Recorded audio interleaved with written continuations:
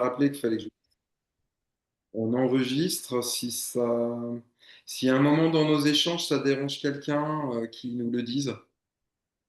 Mm. Euh, on a moyen de couper des bouts si jamais il y a besoin. On a moyen de mettre sur pause l'enregistrement. Alors, on a moyen aussi Ah, d'éditer la vidéo Ouais, avant. En fait, notre idée, c'est de pouvoir la publier sur YouTube. On a une chaîne YouTube et ça permet aux personnes qui sont pas là de, de de la visionner voir. a posteriori. alors, donc n'hésitez pas un moment, parce qu'on va vous proposer sur ces deux outils déjà de la théorie, puis aussi des petites expériences. N'hésitez pas, si à un moment vous voulez parler de vous et que vous voulez qu'on coupe la vidéo, de nous le demander pour votre intimité. Bon, un petit mot peut-être sur nous. Tu veux te présenter le premier, Xavier? Ouais, si tu veux. Oui. Je vais essayer de faire vite. Donc, je m'appelle Xavier. Je suis passé à Centrale Supélec en 2005 lors d'un master spécialisé en business consulting. J'ai 35 ans de conseil, une vingtaine d'années de formateur et une quinzaine d'années qui me passionnent liées à la psychologie appliquée, et notamment l'utilisation des types psychologiques, le MBTI. Et de manière complémentaire, depuis 20 ans, je fais du bénévolat pour accompagner des chercheurs d'emploi. Voilà. Euh, Qu'est-ce que je peux vous dire d'autre? Bah, à la limite, si vous avez des questions, je suis prêt à les entendre. J'ai une petite particularité, ça vous surprendra peut-être un petit peu. Je suis déficient visuel, ce qui fait que de temps en temps, je vais approcher ma tête de ma caméra, ce qui fait que vous direz, mais qu'est-ce que c'est que ces gros yeux qui regardent? Et bah, ça sera moi qui sera en train de regarder le PDF ou la présentation. Voilà. Ok. D'ailleurs, ta caméra est un peu haute, Xavier, on voit pas ton visage en entier. C'est vrai? Ouais, Est-ce que là, c'est mieux? ouais, c'est plus sympa. Euh, ok, alors moi de mon côté, bah, donc Émeric Defresne, je suis euh, Centrale Promo 98. J'ai travaillé 15 ans en entreprise à des postes de management et de direction, et puis depuis 10 ans, je fais du coaching et du conseil en entreprise avec un côté opérationnel et un côté plus psy. Et puis je reçois aussi également des personnes dans mon cabinet de Gestalt thérapie. Et je suis vraiment fan de ces outils de profiling. Alors, vous allez voir la différence entre les deux outils qu'on présente. Non pas pour enfermer les gens là-dedans, bien au contraire, mais moi je fais toujours une hypothèse quand je rencontre des gens en accompagnement, que ce soit psychothérapie, coaching ou accompagnement de groupe, c'est plus dur parce qu'il y a du monde, sur le profil des gens que j'ai en face, parce que ça me donne un petit peu une carte, et même si ça peut être faux, même si c'est des représentations, bah, bien souvent c'est assez surprenant déjà ce qu'on apprend en connaissant nos systèmes. Voilà ce que je peux dire de moi en introduisant par rapport au thème d'aujourd'hui. Un petit mot sur Central Coaching, parce que cet événement, il est organisé donc un jeudi par mois par Central Coaching. Alors, et il est bien sûr ouvert à tous. Moi, j'ai invité beaucoup de monde. Il n'y a pas que des personnes qui ont fait une école centrale qui participent au webinaire ou qui sont conviées à nos accompagnements, bien évidemment. Mais Central Coaching, juste pour vous présenter, c'est Florie qui est à cette conférence dont je Initiative. parlais tout à l'heure, qui a créé ce mouvement. On est une centaine d'ingénieurs issus d'une des 5 écoles centrales en métropole qui nous sommes spécialisés dans l'accompagnement humain, quelle que soit sa forme, que ce soit coaching, mentorat, psychothérapie. Je lis mes notes pour voir ce que j'oublie. Bilan de compétences aussi, je ne voulais pas oublier le bilan de compétences. Et donc, on a ça en commun et on travaille à faire des choses ensemble. Et notamment, on propose pour les alumni et les anciens des écoles centrales des accompagnements. Voilà, parce qu'on est en lien avec les associations d'alumni. Voilà, pour expliquer un peu ce qu'on fait. Et puis, donc, au sein de Central Coaching, on propose des webinaires parce qu'on trouve ça intéressant de partager des sujets sur un format court. Voilà. Euh, je te laisse dire un mot sur le coaching, Xavier, si tu veux. Oui, alors je vais simplement remonter d'un cran. Ouais, je vais vous parler du coaching, mais c'est l'une des activités par rapport à des activités classiques en entreprise. En fait, j'identifie trois modes d'accompagnement au sens large professionnel qui sont le conseil, la formation et le coaching. Je m'appuie un peu sur mon thésaurus à moi. Le conseil, en fait, ça consiste à apporter une solution experte.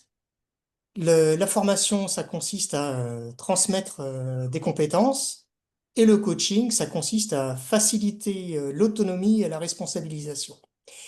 Et pour valoriser ça, il y a des approches classiques en termes d'utilisation des sens et un côté un peu plus intuition, on en reparlera tout à l'heure.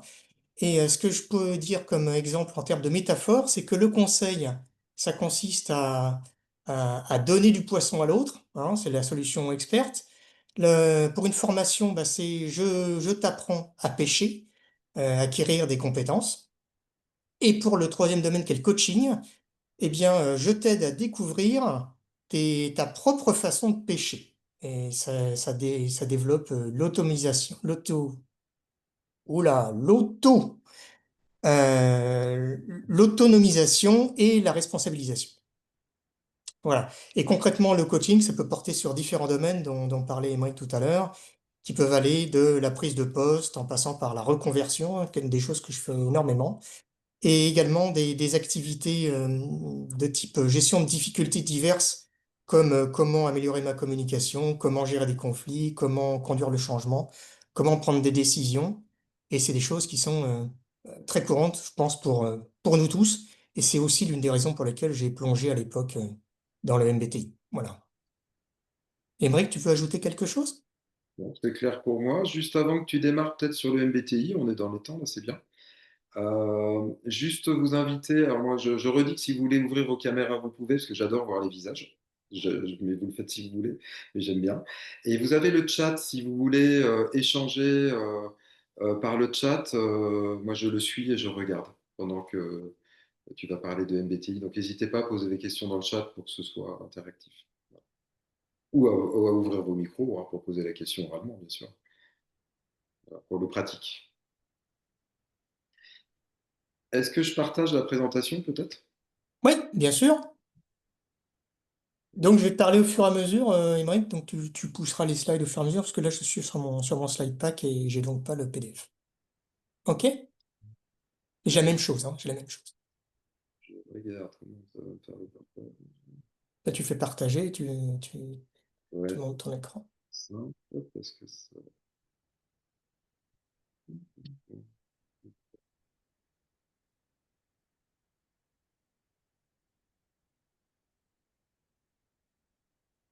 Peut-être que je vais avoir du mal, parce que apparemment, Apple a du mal avec Zoom. Là,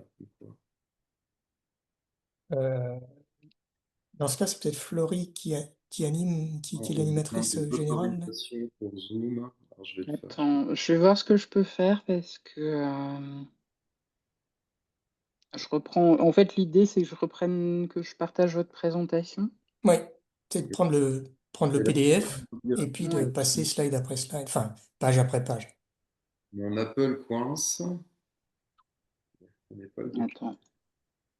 Autoriser les apps. En attendant, pour ceux qui sont arrivés il y a quelque temps, je vous invite à prendre une feuille et un crayon. Il y a un exercice qui va utiliser votre crayon et votre feuille.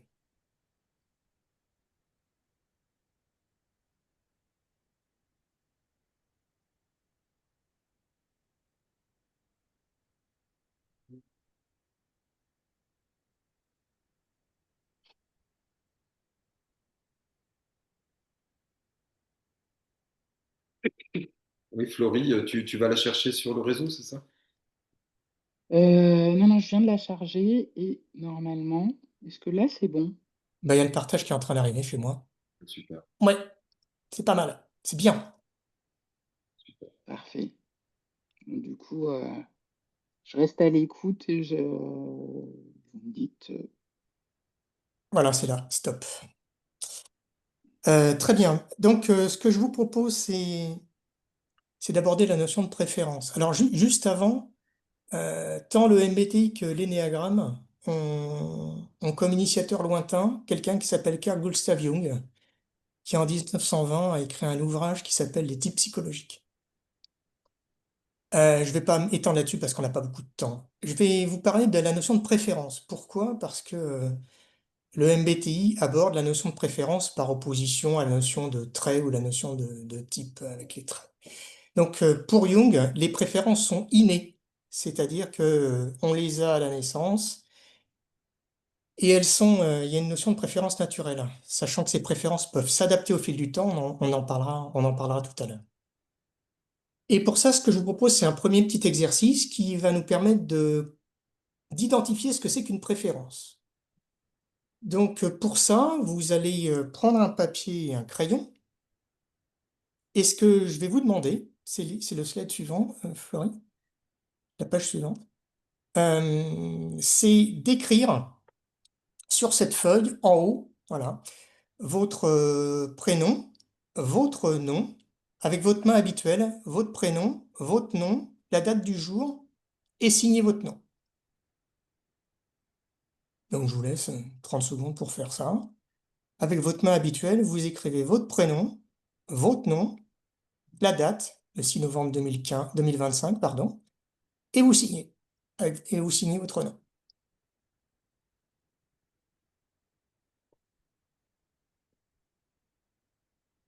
Et je vais vous laisser encore 15 secondes.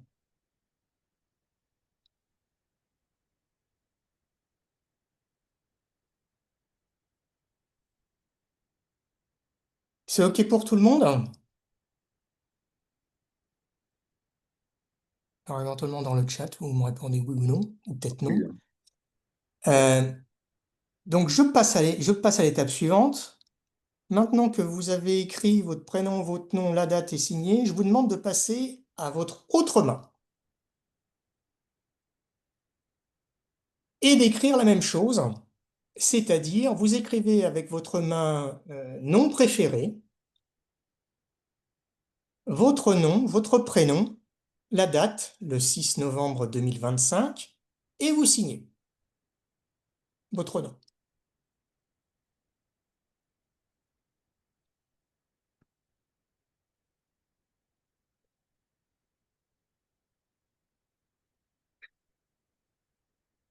Et là, je pars de l'hypothèse que vous êtes potentiellement un petit peu plus long, et je vous laisse une quarantaine de secondes encore.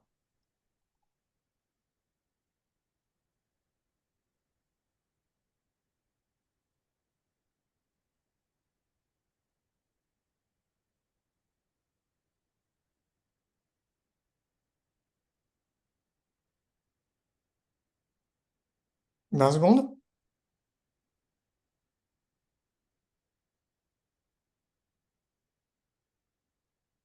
10 secondes.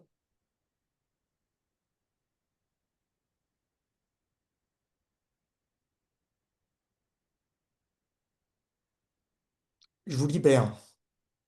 Ce que je vous propose de vous arrêter. Et la question que j'ai pour vous, c'est comment vous décririez cette expérience en utilisant votre main naturelle? Alors, vous pouvez ou nous le dire, ou le poser dans le chat. Comment vous décririez l'expérience consistant à écrire avec votre main préférée? Et Mike, je te laisse regarder. Oui, j'ai ouvert le chat, hein, mais pour l'instant, il n'y a rien. Alors, je te dis aisé, rapide, facile, fluide, habituel, facile, rapide, fluide, c'est fluide, sans y penser, Ok. fluide. Super. Maintenant, ce que je vais vous demander, c'est avec la main que vous avez, la deuxième main que vous avez utilisée, c'est-à-dire votre main non préférée, qu'est-ce que vous avez... Pour l'instant, en finissait, il y avait naturel aussi. Ok, merci. Donc naturel, fluide, facile. Maintenant, je vais te lire la suite. Et maintenant, vous me donnez vous notez les éléments pour la main non préférée. Alors, il y avait Autre ça main. bien sans y penser, mais je pense que c'était pour la première main. Et Ouais. maintenant, besoin de concentration, nécessite de la concentration, handicapant, demande plus de concentration, ardu, maladroit, pas joli, laborieux, avec effort de réflexion et plus de difficultés motrices, laborieux, demande plus de temps, moins facile, besoin de me concentrer, plus lent, moins satisfaisant sur le résultat. Je reviens au basique, j'ai une écriture d'enfant qui apprend à écrire. Pas précis, difficile et résultat très médiocre. Ok. Particulièrement difficile. Alors, bravo. Je voulais d'abord vous féliciter. C'est-à-dire que vous avez tous écrit avec votre main habituelle et vous avez réussi tous à écrire avec votre main non habituelle. En fait, le principe, c'est que vous avez une préférence naturelle. Je vous ai pas dit prenez votre main droite ou prenez votre main gauche. Je vous ai dit prenez votre main naturelle. Vous l'avez prise sans vous poser de questions. Et après, vous, bien sûr, vous avez pu vous dire tiens, comme j'ai utilisé la main, je passe à l'autre. Et vous avez tous réussi à faire ça.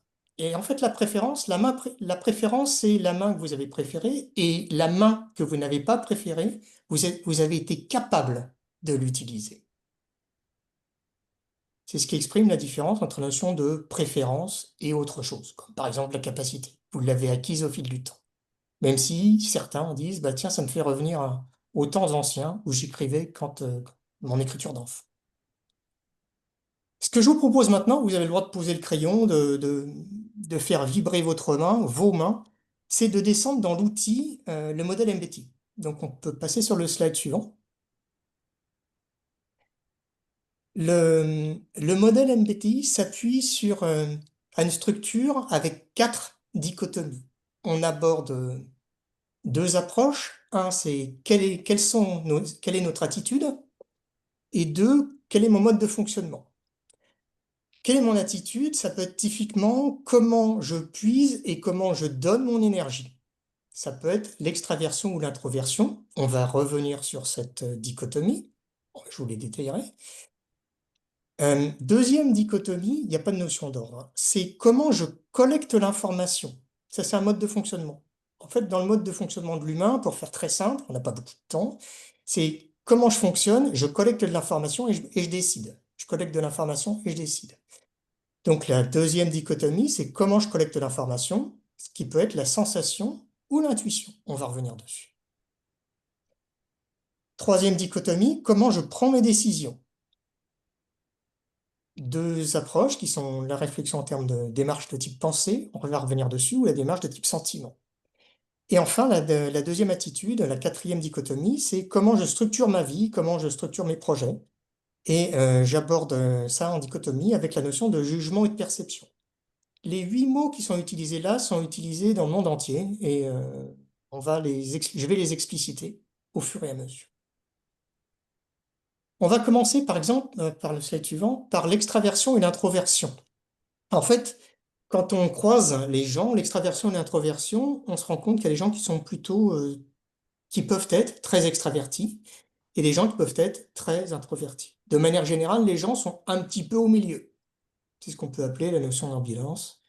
Émeric reviendra tout à l'heure. Et c'est pareil pour toutes les dichotomies. C'est-à-dire que de manière générale, on a une préférence innée et cette préférence peut s'être adaptée au fil du temps. Par exemple, des gens qui sont a priori très extravertis peuvent avoir pris conscience que dans certaines situations, l'extraversion n'est peut-être pas idéale et que temporiser son extraversion, voire passer sous une forme d'introversion est important. Et de la même façon, des gens très introvertis peuvent s'être rendus compte qu'il fallait peut-être un peu d'extraverti pour, euh, pour réussir, entre guillemets. On va passer au slide suivant. On va rentrer sur le détail de l'extraversion et de l'introversion.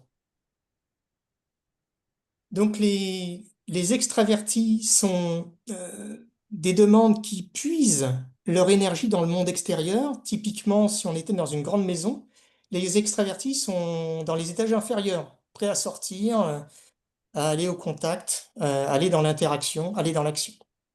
Par opposition aux personnes qui ont une préférence introvertie, qui, eux, puisent leur énergie dans le monde intérieur. C'est le monde des idées, c'est le monde et c'est le monde de la réflexion.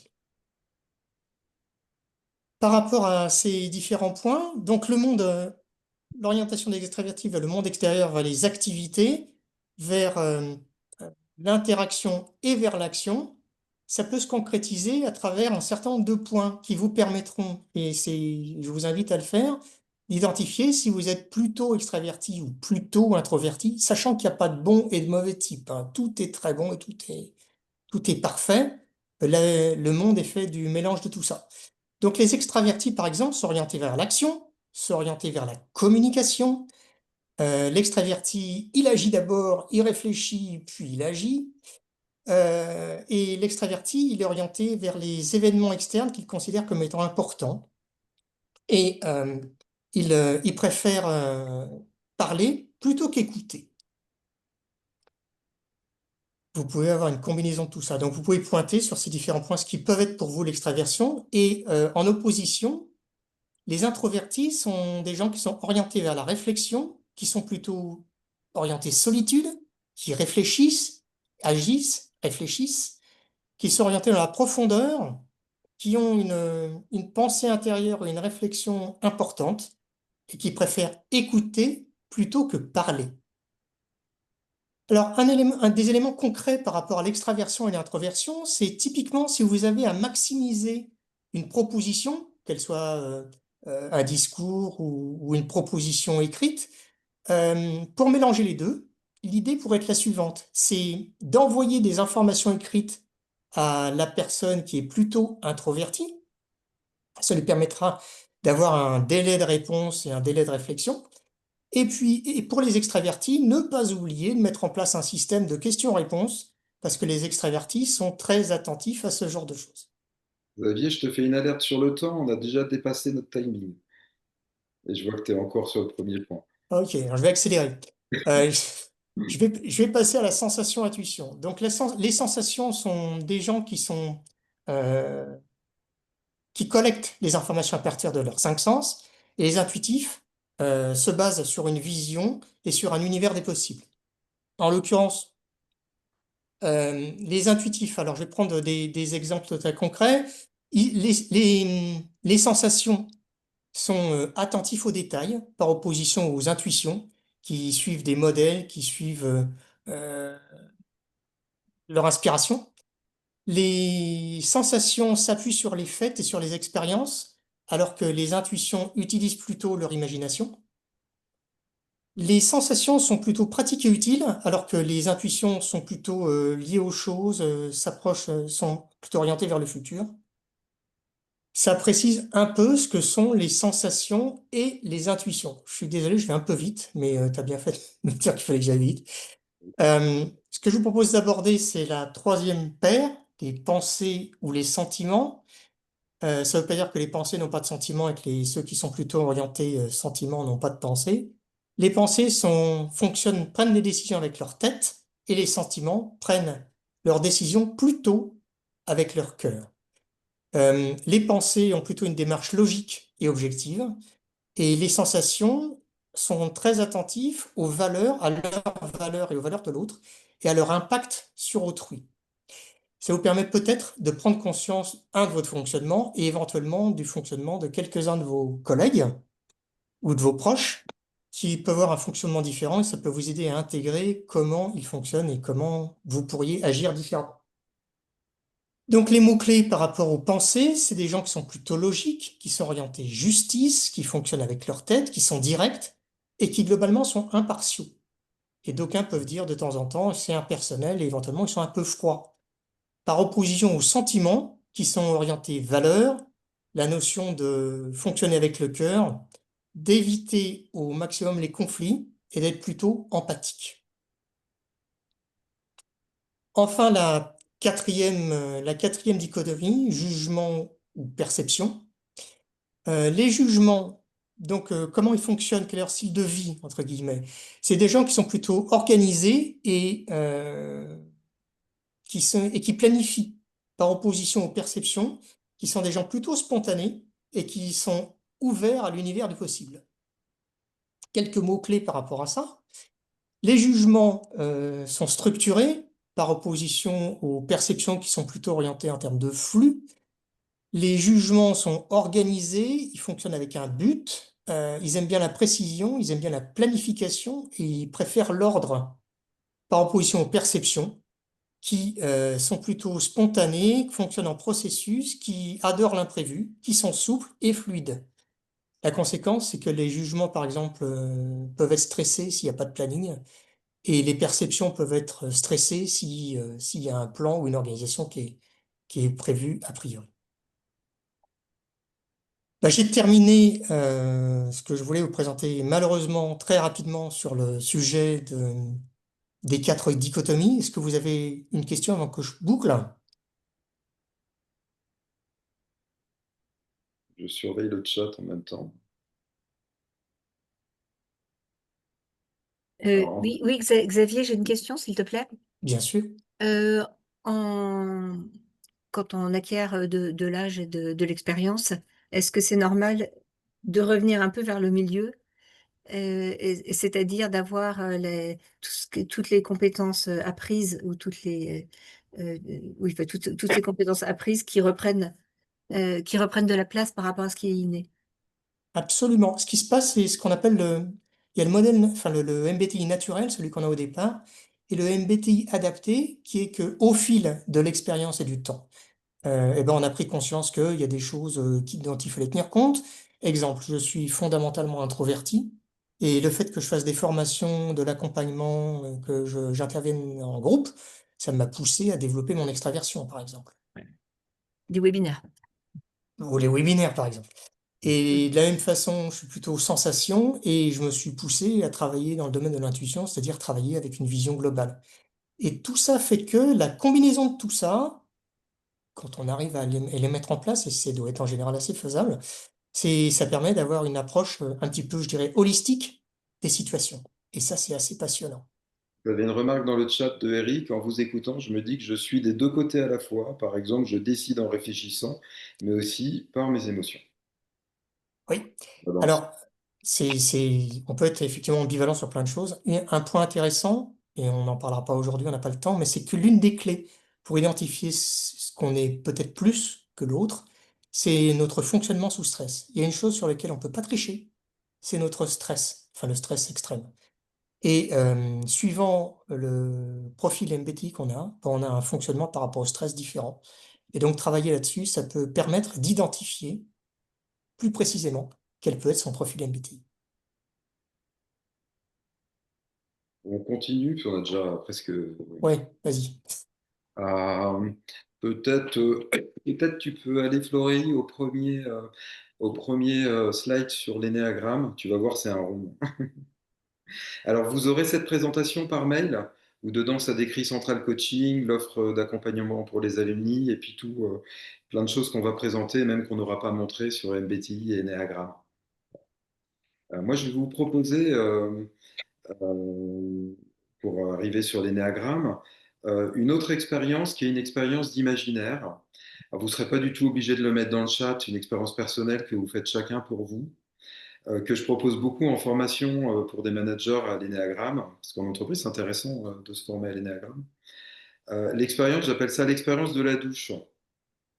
Alors, ce que je vous propose, alors souvent ça fait rire parce qu'on s'imagine tout nu dans la douche, mais au moins la douche, j'ai choisi cette expérience-là. Si vous êtes mal à l'aise avec la douche, prenez le footing ou la balade. Mais je trouve que la douche, c'est pas mal parce que c'est très marquant. La question que je vous pose, c'est imaginez-vous le matin quand vous vous douchez ou le soir, je sais pas, quand vous prenez votre douche, vous faites quoi? Et prenez le temps d'imaginer. Alors, je vais vous guider.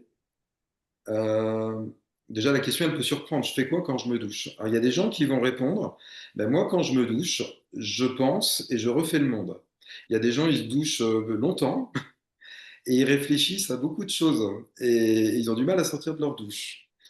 Moi, je fais partie de ces gens-là. Il y a des gens, ils pensent, mais attention, on peut se faire piéger, ils ont des pensées opératoires. C'est-à-dire, il y a des gens, ils pensent à ce qu'ils ont à faire dans une heure. C'est-à-dire, ils ne sont pas en train de refaire le monde ou de faire des concepts ou de penser à plein de trucs. Ils se disent, ah, aujourd'hui, alors il faut que je fasse faire ça, puis après, il faut que je fasse ça, etc. C'est ce qu'on appelle des pensées opératoires. Donc ça, c'est plus proche de la pensée-action.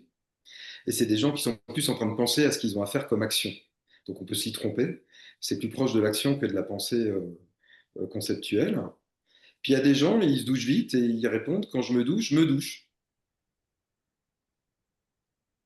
Et puis il y en a, ils disent, ça dépend. Ils disent, moi, Parfois c'est rapide, parfois je profite de la sensation, parfois j'entends les oiseaux, parfois je trouve que l'eau est chaude ou froide, j'aime la vapeur, enfin ça dépend. Voilà. Ça peut déjà vous guider de vous répondre vous-même à cette question. Vous pouvez le mettre dans le chat si vous voulez, si c'est pas trop. Vous voyez, de dire, bah, moi je pense, moi je me douche, moi je fais rien, moi ça dépend. Regarde, alors, ça dépend. Ok, ça dépend. Quelqu'un d'autre veut mettre? Je me douche. Je me réchauffe. Alors, je suis remonté. Généralement, juste me laver et passer un bon moment. Je me réchauffe. Les trois, c'est variable. Alors, c'est intéressant de voir comment c'est pas facile de vous. J'aime réfléchir sous la douche. Alors là, c'est plus tranché. J'aime réfléchir. Euh, Alors, dans le ça dépend, on ne sait pas trop ce qu'il y a derrière. Probablement que souvent, les gens qui disent ça dépend, si ils sont dans quelque chose de plus émotionnel, dans le moment, dans l'adaptation à l'instant, ça oriente un petit peu le profil. Et les gens qui réfléchissent, c'est assez clair. Et quand je vois, moi, je me douche, normalement, c'est assez clair aussi. En même temps, je connais Florie qui a répondu ça et ça me surprend. C'est amusant quand on se connaît. Et en général, juste me laver, c'est plutôt quelqu'un qui fait. Et passer un bon moment, c'est encore autre chose. Donc vos réponses, elles m'interpellent. Elles m'interpellent sur comment ça va se passer pour vous aider à vous profiler vous-même. Alors, je vous propose de rentrer dans l'explication de cette expérience.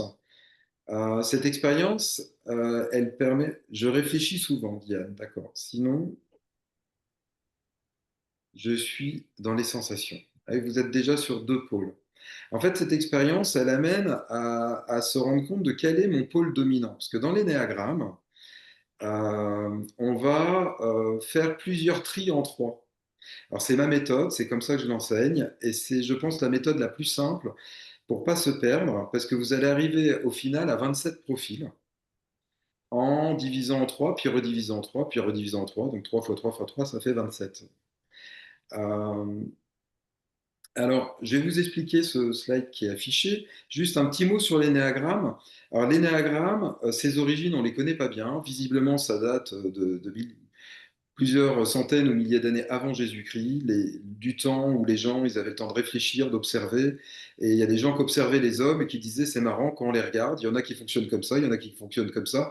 Et il y a des gens qui ont créé des structures, des patterns en disant il y a quand même des schémas répétitifs de comment les gens fonctionnent. Et ils en sont arrivés, ces gens-là, à 9 structures. L'histoire, c'est que ce savoir-là n'a été transmis que de manière de maître à élève pendant des milliers d'années, pour arriver, ça date des années 70, à un psychiatre qui s'appelle Claudio Naranjo, qui a lui été suivre un enseignement auprès de maîtres soufis, qui se transmettait ça de maître à élève, et qui, alors pour le faire, il était obligé de faire au moins un an de méditation soufie, donc ça demandait un certain ticket d'entrée.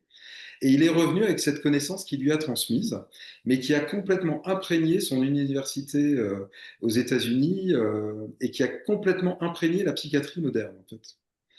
Derrière, bon, il l'a transmis en demandant aux gens de surtout pas répéter, de le garder pour une transmission de maître à élève. Et puis, il y a un de ses élèves qui s'est empressé d'écrire un bouquin, peut-être pour faire de l'argent, mais aussi parce que c'est quelqu'un qui croyait, c'est Hélène Palmer, qui croyait qu'en fait, bah non, le savoir, il est fait pour être transmis et qui n'était pas d'accord avec lui. Voilà. Donc ça, c'est les origines de l'énéagramme. Donc le premier bouquin d'Hélène Palmer, il date des années 70. Et avant les années 70, il n'y a aucun livre et il n'y a rien qui parle d'énéagramme. Et par contre, Hélène Palmer, elle a très bien expliqué et structuré pour expliquer les 9 types de l'énéagramme. Alors, ce qu'il faut comprendre, je vais utiliser deux gros mots, c'est que l'énéagramme, c'est une méthode catégorielle, c'est-à-dire qu'on vous met dans une catégorie, à la différence du MBTI ou d'autres méthodes dont vous entendez parler, les Four Colors ou d'autres trucs, qui sont des méthodes dimensionnelles. C'est-à-dire que souvent en entreprise, on vous donne 4 couleurs, 5 couleurs, 6 couleurs pour ceux qui utilisent la ProcessCom, et on vous dit vous êtes un peu rouge, vous êtes un peu bleu, vous êtes un peu jaune. Et vous avez votre pourcentage de répartition. Et sur la MBTI, c'est un peu pareil. On est plus S, plus I, ça dépend, et vous avez un pourcentage. Et bien sûr, l'idée, c'est de développer l'ensemble. Sur l'énéagramme, on va dire vous avez une catégorie parmi les 9, et c'est votre catégorie, et si vous la connaissez, il n'y en a pas d'autres. Bien sûr, il ne faut pas s'inquiéter de ça. L'idée, c'est quand même de visiter les 9 catégories et de s'ouvrir au monde des autres.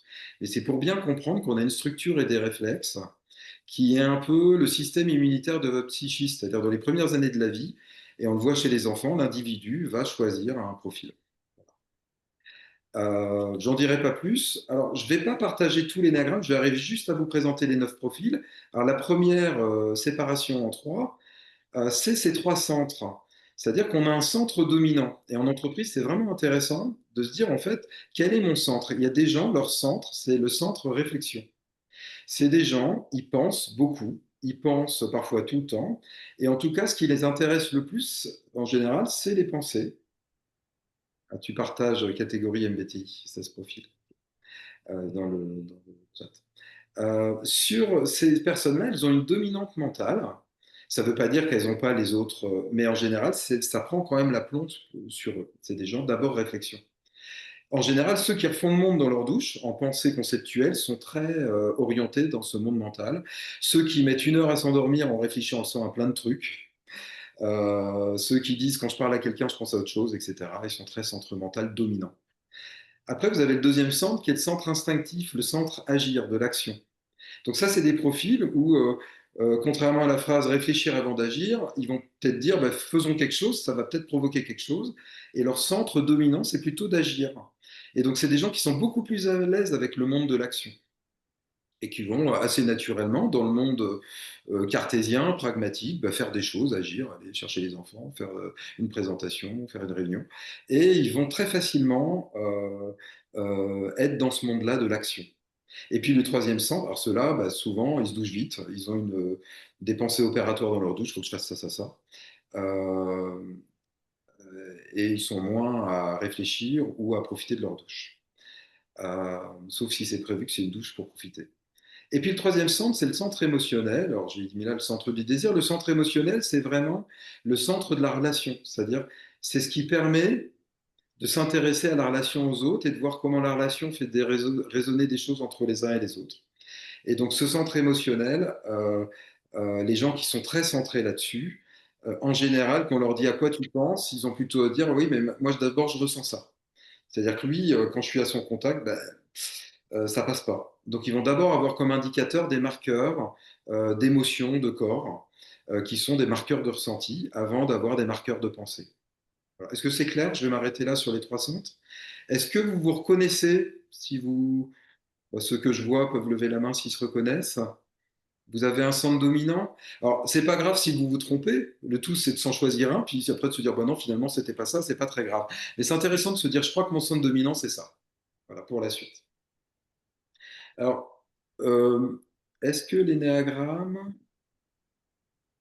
traduit aussi une préférence ou plutôt des capacités? Alors, l'énéagramme, c'est ni préférence, c'est un peu capacité, mais c'est surtout une structure de ce que je vais faire. Oh, c'est une préférence, c'est du naturel. C'est-à-dire, c'est. Alors, moi, par exemple, je peux vous dire, je suis centre mental. Euh, Franchement, j'aime pas trop agir. D'ailleurs, ça s'est vu au début quand il fallait mettre la présentation. Je suis beaucoup plus à l'aise dans la réflexion et dans les idées que dans l'action. Et c'est clairement là où bah, je suis bien. Voilà. Mais bon, agir, je sais faire. Hein, je sais faire des trucs quand même. Et puis, j'ai mon cabinet de psychothérapie, donc je crois que je sais aussi m'émouvoir et rentrer en relation.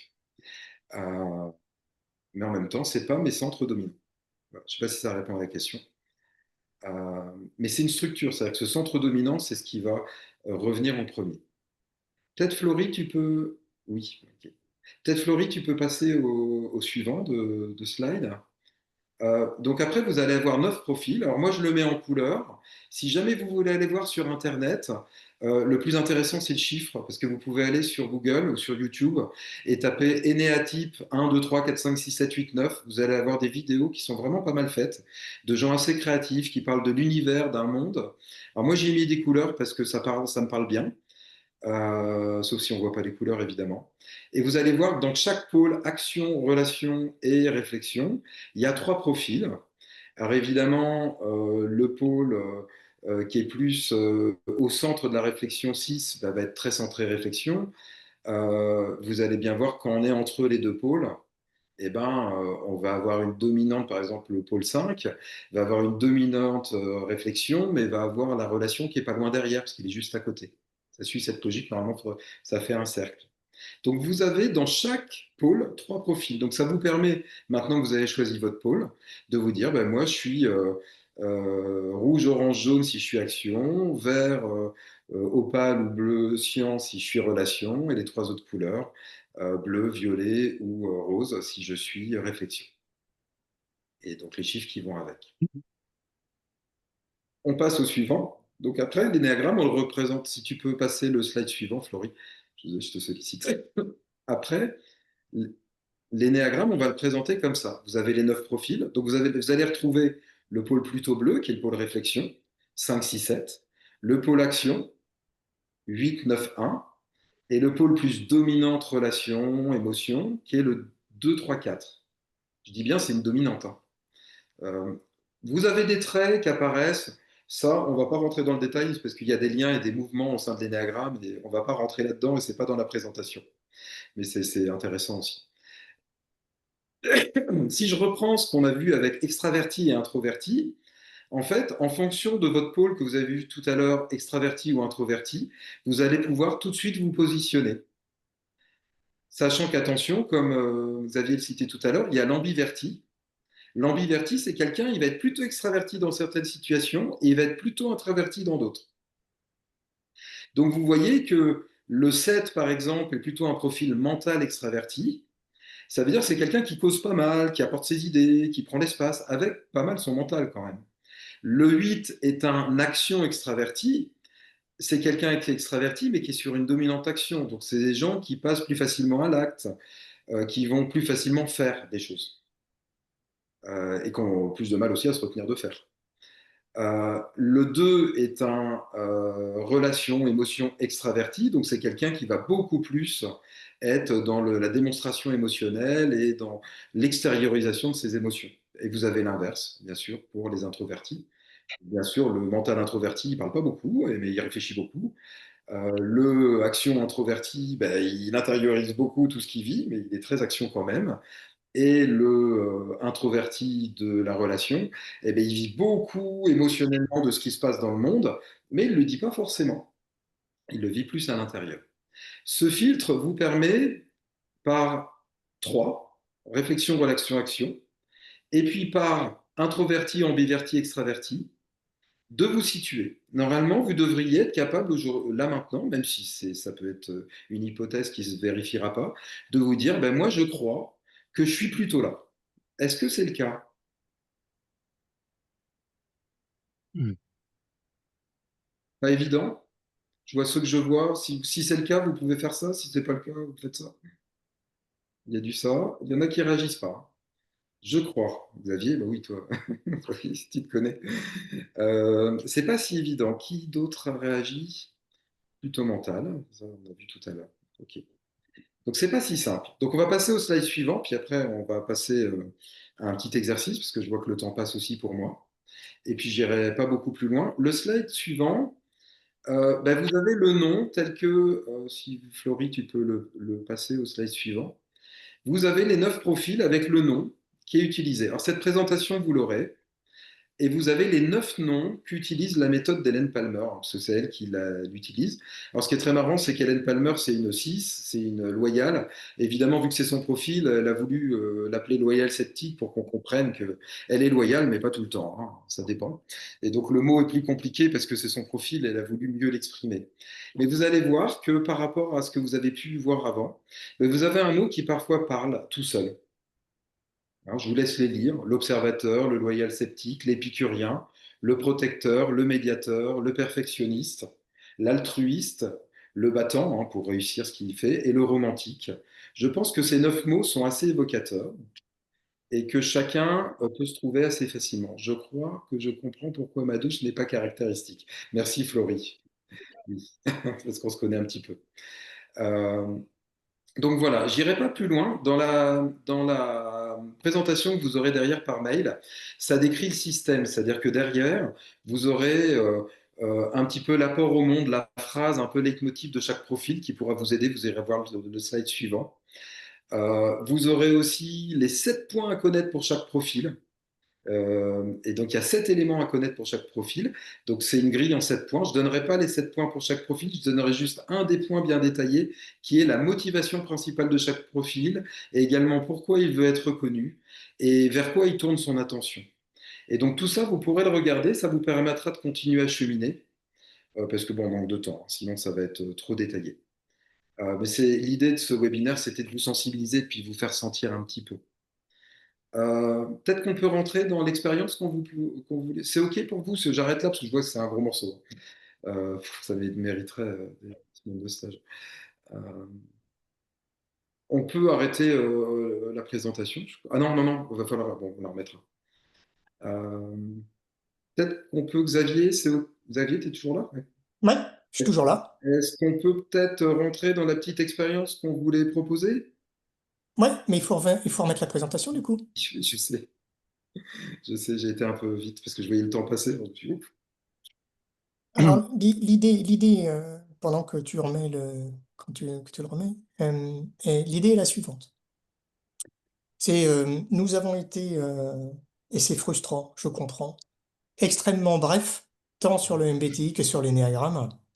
Et ce qu'on vous propose maintenant, c'est en fonction de ce que vous avez perçu, vécu, eu l'impression de comprendre, ce serait que sur ce mini-exercice, que vous tentiez d'identifier à titre personnel où vous êtes. Est-ce que vous êtes plutôt extraverti ou introverti? Est-ce que vous êtes plutôt sensation ou plutôt intuition? Est-ce que vous êtes plutôt pensée ou plutôt sentiment? Est-ce que vous êtes plutôt jugement ou plutôt perception?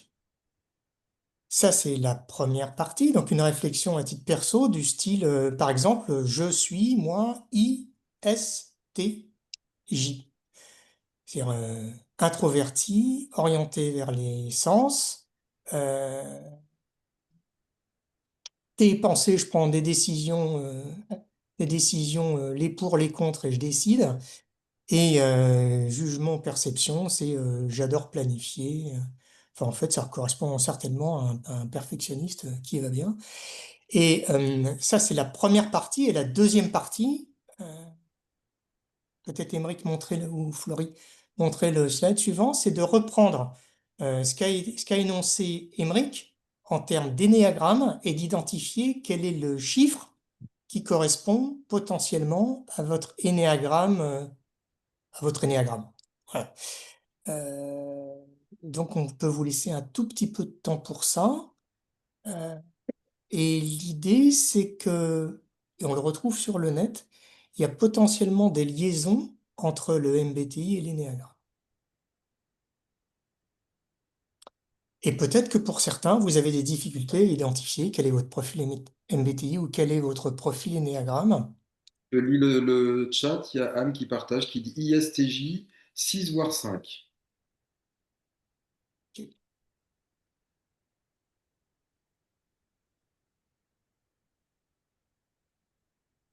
Et c'est intéressant parce il existe une correspondance MBTI-Ennéagramme, mais qui n'est pas parfaite. Donc, on ne l'a pas mise. Alors après, Christelle elle dit INFP 9 voire 5. Eric, il dit INTJ 1. Même profil que toi. Valérie, elle dit 5 ou 2. Alors c'est ENFP. C'est très intéressant, Valérie, parce que c'est des profils complètement opposés. Le 2 est très émotionnel, extraverti, et le 5 est très mental, introverti. Donc c'est très intéressant à peser et à réfléchir. C'est intéressant. Je ne sais pas ce qui t'attire dans chaque profil, ce qui marque, mais à maturer. Florie, elle dit, j'avais fait un test MBTI il y a 12 ans. J'ai été INFP, mais plus récemment INFJ. Je lis hein, pour Xavier hein, qui Merci. regarde le chat. Steph, INFP3. Ah, type 3. INFJ peut-être 2. Et Chiara, INTJ et 5. D'accord. D'accord, je te vois pas. Chiara. Ah, t'es là. Ça m'interpelle aussi, c'est intéressant. Et Valentine, INTJ ou ENTH. Alors ça doit être, Oula, c'est pas un H. ça doit être J. Ça doit être J. Voilà, ça a été corrigé. Et 6. Alors ce qui est intéressant, c'est qu'il y a une correspondance entre le 6 et les INTJ et ENTJ. Donc c'est amusant là. Ouais. Mm. Le NTJ parfois est 8. Mais bon, voilà. Dans les correspondances qui valent ce qu'elles valent. Ce qui est aussi intéressant, c'est de se poser la question de savoir si le profil MBTI, c'est celui d'aujourd'hui, c'est-à-dire celui qui correspond peut-être à une certaine forme de désirabilité sociale, à l'éducation qu'on a eue. Donc avoir un MBTI qui soit ce qu'on peut appeler un MBTI adapté, celui qu'on veut ou qu'on souhaite avoir aujourd'hui, par opposition éventuellement au MBTI naturel qui est celui du départ. Alors Delphine, elle dit j'ai changé aussi, mais extraverti reste. Voilà, je te dis comme ça, t'as tout. Je vois qu'il nous reste 5 minutes, hein, parce que c'est important de pouvoir terminer à peu près à l'heure quand même pour Ouais, nous. On avait prévu une autre expérience, mais je propose, Xavier, qu'on la mette de côté, peut-être pour laisser yes, une réponse. on fera ça pour une autre fois. Moi, quand tu affiches, je veux juste rajouter quelque chose sur l'énéagramme, tant que Florie, tu affiches, voilà ça. Vous voyez qu'il y a des traits, donc les traits sont intéressants parce que les traits montrent un peu comment on peut se balader d'un profil à l'autre assez naturellement, etc. Sachez juste qu'on avait une expérience à vous proposer que vous pourrez faire tout seul, c'est de penser à une relation difficile et d'imaginer son profil. Vous pourrez le faire chez vous. Ce qui est intéressant, c'est que moi, depuis, je vais partager avec vous un truc qui est incroyable, c'est que j'ai fait une échelle de distance. Donc, j'évalue la distance entre les caractères de 1 à 9. 9, on est vraiment différent, et 1, on est vraiment pareil. Même sous profil sur 27. Parce que, après, je ne vous l'ai pas dit, on peut recouper en 3 et avoir 27 profils. Ce qui est intéressant, c'est que je fais une base de données où je mets un peu les profils des gens que je pense connaître. Quand je regarde les couples, 80% des couples que j'ai dans ma base qui commencent à être grosses au bout de 10 ans sont sur une distance médiane. Et j'ai toujours pensé que c'était le cas, que la nature aime la médiane, les petits oiseaux, ils se répartissent sur les fils, la nature horreur du vide, etc. Et en fait, c'est assez intéressant, c'est que ça va tellement loin cet outil, c'est que si on connaît le profil de quelqu'un, on a une chance sur deux de tomber sur le profil de son conjoint. Voilà. Je le dis parce que moi, ça m'amuse beaucoup. Et que moi, depuis 10 ans que j'accumule des données, que j'en parle avec mes amis, ça devient un jeu, hein, on rigole bien aussi, en le prenant un peu à la légère, évidemment. C'est assez fascinant bah, que les gens se mettent avec des gens un peu différents d'eux, mais pas trop non plus. Voilà, Et, c'est assez bon. Voilà. et ça explicite les divorces, Émeric? Je crois pas, non. Je crois qu'on peut être très très bien avec quelqu'un qui nous ressemble, quelqu'un qui ne nous ressemble pas. Mais plus on se ressemble, plus c'est facile de se comprendre, surtout. Puis quand on se ressemble pas, c'est sûrement plus riche et créatif, mais plus dur de se comprendre. Voilà. Peut-être qu'on peut vous laisser poser vos questions. Alors ça peut être à l'oral si vous voulez couper votre micro ou à l'écrit. Est-ce que vous avez des questions? Alors Valérie, il dit mon MBTI date de 2023. J'avais pas lu. J'avais pas vu. Oui. Est-ce que ça amène des questions pour vous ou on va vers la clôture tranquillement?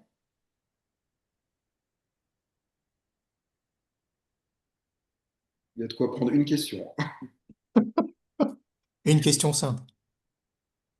Non, il n'y en a pas forcément. Ah ouais, c'est parce qu'on a été parfaitement clair, Émeric. Enfin, c'est très riche, hein. Moi, j'ai envie de vous dire, c'est hyper riche et Moi, en dire si peu en une heure. moi, j'ai envie de proposer quelque chose. Alors je m'engage moi, pour ceux que ça intéresse et qui souhaitent avoir un peu plus d'éléments, notamment sur le MBTI, je suis à votre disposition. C'est-à-dire qu'on pourra passer, si vous le souhaitez, une heure ensemble éventuellement pour découvrir votre profil. Voilà. Il suffit d'utiliser mon mail, vous m'envoyez un mail et j'aurai plaisir à vous répondre. Bon, bah, j'espère que c'était clair pour vous, que vous avez appris des choses. Pour clôturer, il y a un petit QR code qui est affiché, que Florie a partagé dans le chat. Vous pouvez le scanner, ça vous permet de nous donner un retour qu'on peut sur ce que vous avez vécu et si le format du webinaire vous convient. Voilà. Donc si vous voulez prendre le temps, même après, hein, en direct ou après, mais de au moins scanner le QR code ou de noter le HTTPS. On vous enverra le document par mail. Je vous partage juste les dates et les thèmes des 2 prochains webinaires si ça vous intéresse. Il y en a un qui a lieu le 4-12, donc le 4 décembre, qui est sur le thème de l'écoute active. Donc, je vous invite à noter la date. C'est toujours le même créneau horaire, enfin pas toujours, mais les deux prochains, c'est midi et demi, 13h30. Et donc, ça sera le 4 décembre, un jeudi, sur le thème de l'écoute active, animé par Florie et une de ses collègues. Et il y aura une autre date le 8 janvier pour le webinaire de janvier, toujours même créneau horaire midi et demi, sur le thème de la délégation. Voilà, j'en profite pour vous le dire. Voilà, ben, en tout cas, Animé par Anne et Alice. un grand merci. Je ne connaissais pas l'énéagramme, ça me semble très riche comme approche. Ben, n'hésitez pas pour clôturer si vous avez quelque chose à partager. On termine à l'heure, donc c'est pas mal. Je suis assez content de ça, ça vous permet de partir à l'heure. Si vous voulez partager en écho quelque chose, vous pouvez. Voilà. Moi, je vous dis un grand merci, parce que c'était un gros challenge pour nous d'arriver à partager ces outils si riches en si peu de temps, que ce soit le plus clair possible. En espérant que ça a été clair. Merci pour votre pédagogie. Merci Eric. Moi, je dirais un mot découverte. Découverte. Ouais. Et curiosité. Donc 2 mots. Deux mots, ouais, ça marche. Merci beaucoup pour cette vision synthétique, dit Gabriel. Ok. Merci beaucoup. Je vais D'accord. arrêter l'enregistrement pour. On va arrêter l'enregistrement, puis on va clôturer. Ben, partage, dit Xavier. C'est Xavier qui continue à mettre des mots.